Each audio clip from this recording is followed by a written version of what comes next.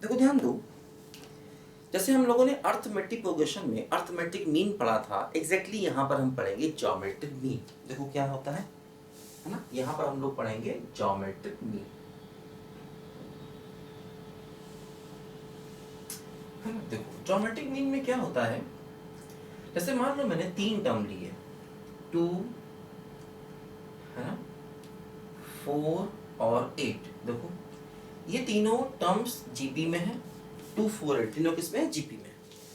तो middle term को 4 को कहा जाएगा geometric mean of first and last, पहले और लास्ट का ज्योमेट्रिक मीन कहा जाएगा, है ना।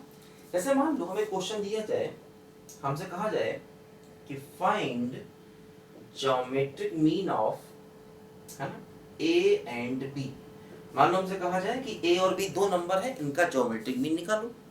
तो हम क्या करेंगे, सबसे पहले हम ज्योमेट्रिक मीन को जी मान लेंगे। तो अगर हमने ज्योमेट्रिक मीन को जी माना, देखो क्या होगा, ये ए जी और बी, देखो ये तीनों आपस में जीपी में हो जाएंगे, ए जी बी और बी, ये तीनों टर्म देखो यहाँ पर ज्योमेट्रिक प्रोग्रेशन में आ जाएंगे। अब देखो अगर ये जीपी में आ गए तो इसका मतलब क्या है कि इनका कॉमन रेशियो सेम होगा, तो g बाई ए बराबर b बाई जी होगा। देखो यहां से हम कह सकते हैं कि जी स्क्वायर बराबर ए बी। अब देखो g की वैल्यू आ गई plus minus under root A B, है ना। अब देखो क्या होता है, जैसे अगर हम यहां पर प्रैक्टिकली थोड़ा सा सोचें, तो जैसे मान लो दो नंबर ए और बी हैं, तो मीन का मतलब जो उनके बीच में आए।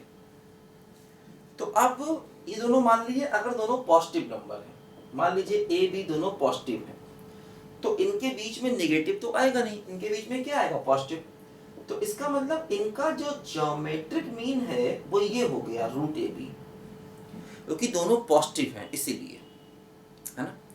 मतलब एक थोड़ा सा आप उसके हिसाब चलो, मीन का मतलब बीच में, तो दो पॉजिटिव चीजें हैं तो उनके बीच में नेगेटिव नहीं आएगा, उनके बीच में क्या आएगा, पॉजिटिव ही आएगा। तो बस ये एक टाइप का, एक तरीके से आप ये कह सकते हैं कॉमन सेंस थोड़ा सा है, और कुछ नहीं, है ना।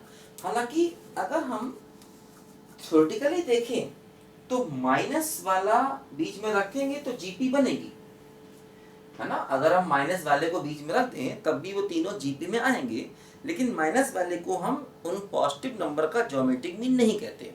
जैसे कि मान लो फॉर एग्जांपल, अगर हमें क्वेश्चन लें, हम 4 और 9 दो नंबर ले लें और हम आपसे पूछें इनका ज्योमेट्रिक मीन बताइए, तो देखो दोनों नंबर पॉजिटिव है, तो ज्योमेट्रिक मीन क्या होगा, अंडर रूट 4 इंटू 9 मतलब 6 होगा, ठीक है। लेकिन यही मान लो अगर मैं दोनों नंबर निगेटिव ले लूं, -9 और -4 ले लूं, और आपसे पूछूं कि इनका ज्योमेट्रिक मीन क्या होगा, तो अब यहाँ पर आप ज्योमेट्रिक मीन के लिए माइनस वाला फार्मूला यूज करेंगे, ध्यान देना, प्लस का नहीं माइनस का। तो इससे क्या होगा, माइनस देखो ए और बी, ये हो गया -9, ये हो गया 4, तो माइनस अंडर रूट 36, तो -6 इनका ज्योमेट्रिक मीन आ गया, ध्यान दो, है ना। तो अगर दोनों नंबर पॉजिटिव हैं तो ज्योमेट्रिक मीन पॉजिटिव होगा, अगर दोनों नंबर नेगेटिव हैं तो ज्योमेट्रिक मीन भी नेगेटिव होगा, ध्यान देना। मतलब यहाँ पर जो प्लस माइनस आ रहा है वो ये बता रहा है कि अगर ए और बी पॉजिटिव हैं, है ना, तो geometric mean under root A B होगा, और अगर ए और बी नेगेटिव हैं तो geometric mean minus under root A B होगा, ध्यान दीजिए, है ना। और अगर मान लो एक पॉजिटिव एक निगेटिव है, मान लो ए पॉजिटिव है और बी निगेटिव है, तो रूट के अंदर नेगेटिव आ जाएगा, तो हम कहेंगे कि ज्योमेट्रिक मीन एग्जिस्ट नहीं करता, नॉट एग्जिस्ट, है ना। अगर मान लो ए पॉजिटिव है और बी निगेटिव है, तो फिर हम बोलेंगे कि भाई ज्योमेट्रिक मीन एग्जिस्ट नहीं कर रहा, है ना, क्योंकि उस केस में अंडर रूट के अंदर नेगेटिव आ जाएगा और नंबर इमेजिनरी हो जाएगा, है ना। हालांकि ये डिस्कशन मैंने शायद पहले भी किया है आपसे, हम लोग कई फंक्शन की रेंज निकालते हैं, वहाँ पर am greater equal to gm का यूज़ होता है। अगर आपने फंक्शन डिटेल से पढ़ा है मेरे वीडियो से, तो वहाँ पर मैंने आपको बताया होगा कि कई फंक्शन की रेंज निकालने के लिए arithmetic mean, greater equal to geometric mean का यूज़ होता है। तो वहाँ पर मैंने ये डिस्कशन आपसे ज़रूर थोड़ा सा किया होगा पहले भी। तो फंक्शन ऐसा टॉपिक है जिसमें बहुत सी चीज़ें अपने आप ही आ जाती हैं, है ना। तो खैर चलो, नहीं पढ़ा तो कोई बात नहीं, परेशान मत हो, अब इसको समझ लो ध्यान से। तो पॉजिटिव नंबर है तो ज्योमेट्रिक मीन ये लेंगे, और निगेटिव नंबर है तो ज्योमेट्रिक मीन ये लेंगे, ध्यान दो। और अगर एक पॉजिटिव एक निगेटिव है तो हम कहेंगे ज्योमेट्रिक मीन एग्जिस्ट नहीं कर रहा। इसको लिखो जरा बच्चों ध्यान से पहले।